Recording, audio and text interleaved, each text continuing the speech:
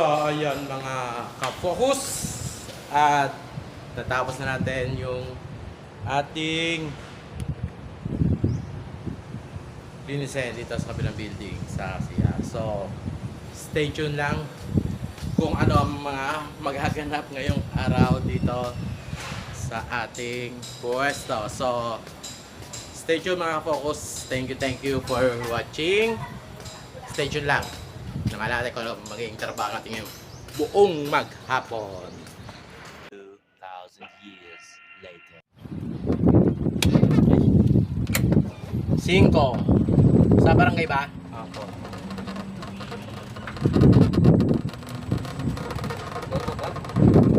Many months later.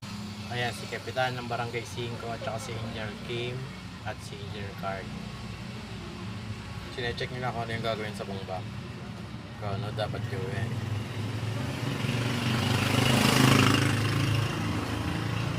Next is Barangay 7. Barangay 7 Hall.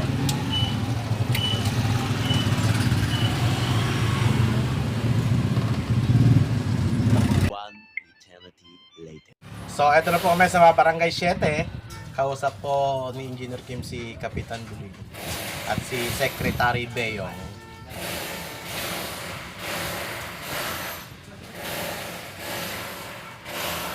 3 weeks later.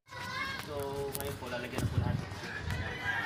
Tanuhan kami sa Maduya. Kausap si Admin at si Sec. Engineer Card at Engineer Kim.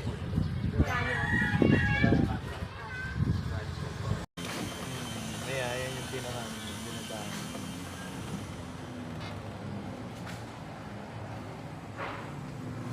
Mas mataas pa yun. Mas mataas pa yung sinasalinan yan eh. Ayun, meron sa gilid. Ayun. A few minutes later. Akin yung sirado. Alis kuya. Si pare pa ba? Mag-iinom lang yun. Pwede, mamaya ako!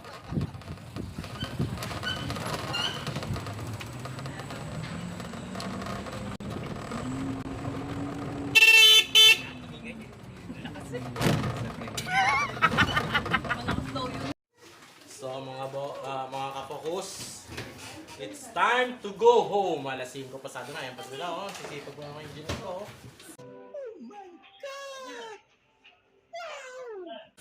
Alas 5 pasado na. Mga nagtatrabaho pa. Kanya kasi sipag. Mga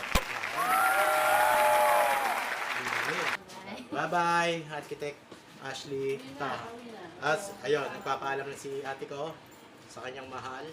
May sasabayan ako. Ayun, may sasabayan daw. May selos ka na ngayon kaya ay. Paano masabi? Charot lang. Kasi parang Jason po. Okay guys, bukas naman uli. Mga ka-focus, ingat kayo sa buhay. Ingat kayo palagi. God bless you all. And don't forget, focus lang tayo sa buhay para sa pamilya. Okay, goodbye.